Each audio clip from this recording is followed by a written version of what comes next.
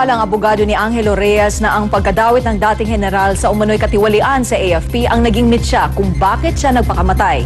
Banta naman ng isang senadora, hindi pa rin lusot ang asawa at mga anak ni Reyes sa mga aligasyong ibinato sa kanya. Ibalita mo, Trish Roque. Nakausap pa raw ng abogadong si Attorney Bonifacio Alentajan si dating AFP Chief Angelo Reyes isang araw bago sinasabing nagbaril sa dibdib ang dating general. Ginawa raw nila ang sulat para sa Kamara na nagpapaalam na hindi siya makakapunta sa hearing tungkol sa plea bargain ni dating AFP Controller Carlos Garcia. Hindi mo makita sa kanya kung siya ay depressed o devastated siya. Hindi mo kasi kayang-kaya niyang kontrolin ang sarili niya. Pero aminado si Alentajan, may itinatagong hinanakit si Reyes sa mga umano'y nang alipusta sa kanya sa Senado. Kabilang daw dyan sina Senador Jinggoy Estrada, Miriam Defensor Santiago at Antonio Trillanes na nakasagutan pa ni Reyes kamakailan. No, I'm just trying to protect my reputation. No. You don't have any reputation to protect. Sangayon sa kanya, ito ba kabayaran ng paglilingkod ko sa bayan? Ngayon, ito ba ang isusukli sa kanya ng ating mga legislators? Pero kahit pumanaw na si Reyes, mukhang hindi pa dyan natatapos ang kalbaryo ng pamilya niya. Ayon kasi kay Senadora Miriam Defensor Santiago, maaari raw ipatawag ng Senado ang asawa at mga anak ni Reyes para sagutin ang mga paratang laban sa kanya. Ito raw kasi ang sinasabi sa batas.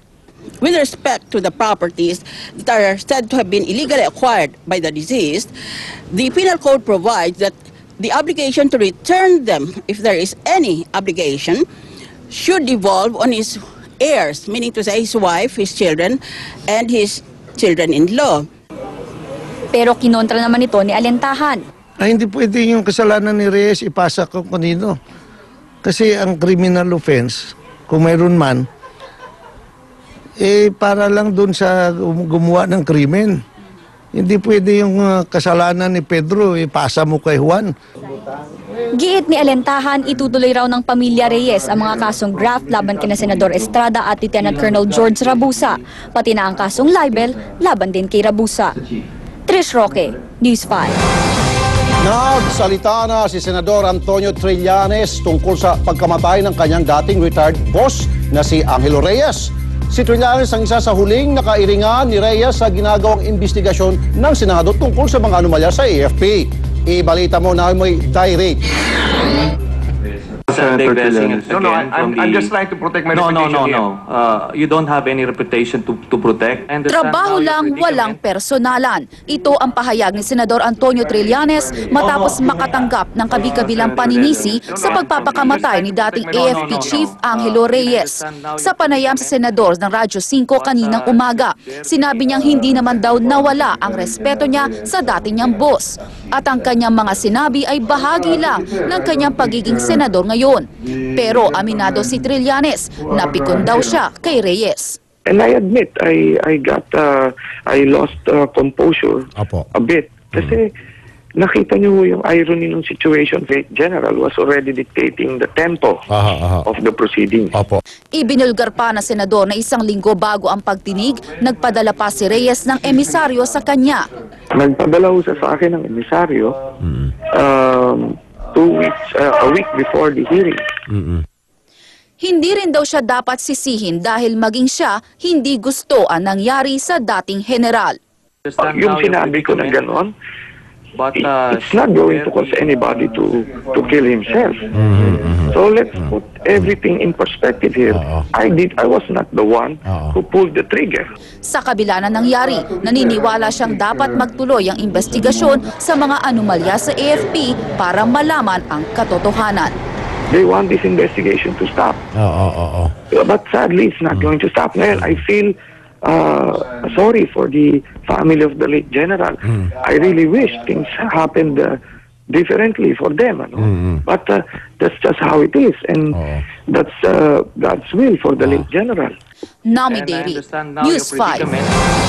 Balikan natin ang mga police report. Tinangkang gasain ng isang dalaga ng mismo niyang tiyuhin sa Bulacan. Hindi naman tumanggi ang sospek at umamin siyang nakatira siya ng droga. Ibalita mo, JD Castro. Halata pa rin ang takot sa 18 anyos na Surubi matapos umano siyang tangkang gahasain sa Obando, Bulacan. Ang salarin, ang mismo raw niyang tiyuhin. Kwento ng biktima, naalimpungatan siya mula sa pagkakatulog kanina madaling araw. May iba raw kasi siyang naramdaman sa ibabang bahagi ng kanyang katawan. Nakita ko po yung ulo niya, nasa baba po, dinidilaan po yung pinakababa po, yung pinakamaselan po. Tapos nung tinignan ko po yung mukha niya, tumitirik po yung mata niya. Tapos nung napansin ko po, yung kawit po ng bra ko, wala na po. Sa sobrang takot, hindi na raw nakuha ang makasigaw ng dalaga. Nangangatog po ako. Gusto ko man pong humingi ng tulong. Wala pong boss na lumalabas sa akin. Sobra pong takot. Maya-maya pa tumigil ang suspect sa ginagawang kahalayan. Dito na nakakuha ng pagkakataon ng biktima na i-text ang kanyang kapatid para humingi ng tulong. Aminado naman ang suspect sa kasalanan, pero katwiran niya na wala siya sa katinuan dahil bangag siya sa ipinagbabawal na gamot. Inilis ko po hanggang dito, bigla po nagising.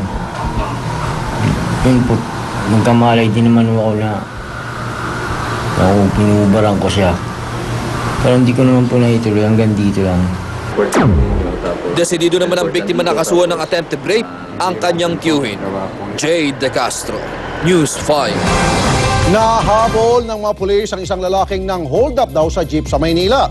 Ang modus daw ng hold-upper, ipinapasok sa plastic bag ang nakukulimbat na wallet at gamit at saka bababa ng sasakyan. Ibalita mo, Dindo Flora. Hinang-hina si Richard Piamonte nang idiniretso ng mga pulis sa ospital dahil sa daplis ng bala sa leeg.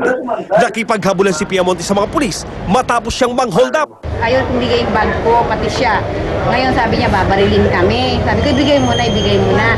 Nung bumaba sila, susundan sana namin. Ang ginawa namin, hindi na rin kami sumunod kasi may baril talaga. Lumipat daw ang mga sospek sa isang pampasayrong jeep, saka bumaba at nangumanda ng isang sasakyan para makatakas. Maya-maya lumapit na lang sa aming hold-upper. Tapos hinahabol na pala sila ng pulis. Tinutukan na ako ng baril sa... Tapos sumakay sa kaliwa ko. Bante mo, babarilin kita pag hindi mo ito binabante. Miyembro raw si Piamonte ng notorious sa plastic bag gang na nambibiktima sa Maynila. Papasok sa plastic bag yung mga bag nila, nakulimbat nila, then simpleng bababa sa jeep, maglalakad, tatawid sa kabila, sasakay, pabalik na naman. Ganon ang mga estilo nila. Aminado naman ang suspect sa krimen. Saan kayo tumitira? Santa Cruz po lang po. Ano yung mga nakuha mo kanina? Bag po. Cellphone po. Bukod sa baril at patalim, nakuha sa suspect ang plastic bag na naglalaman ng mga ninakaw nila. Kulong ang suspect sa kasong robbery hold-up habang pinaghahanap ang iba pang nakatakas niyang kasabwat. Dindo Flora, News 5. Isang grupo ng mga recruiter sa Pasay ang nabistong nanloloko lang pala ng mga gustong magtrabaho sa ibang bansa. Inilaglag naman ang isa sa mga suspect ang sinasabing mastermind nila. Ibalita mo, Michelle Mediana. Yung mga kinakain mo, hindi mo ba alam galing sa kalokohan nyo? Galit na hinarap ni Alberto Salo ang illegal recruiter daw na si Victor Pison. Kasabwat daw ni Pison sina Julie Soriano at ang isang Jenny Quintinita sa panloloko kay Salo at sa 5 pang biktima. Pinangakuan daw sila ng mga suspect ng trabaho sa Bahrain, pero hindi daw sila sinipot ng mga recruiter sa araw ng alis nila. 8 yung flight namin, this 8 p.m. Ngayong February 8. So hindi nagpakita sa amin yung mga recruiter namin, yung nagpaasa sa amin. Depensa naman ni Pison at Soriano, si Quintinita raw ang may pakana ng lahat at nadawit lang sila. Kasi siya po talaga yung nag-aapura na kumuha ng pera sa mga tao.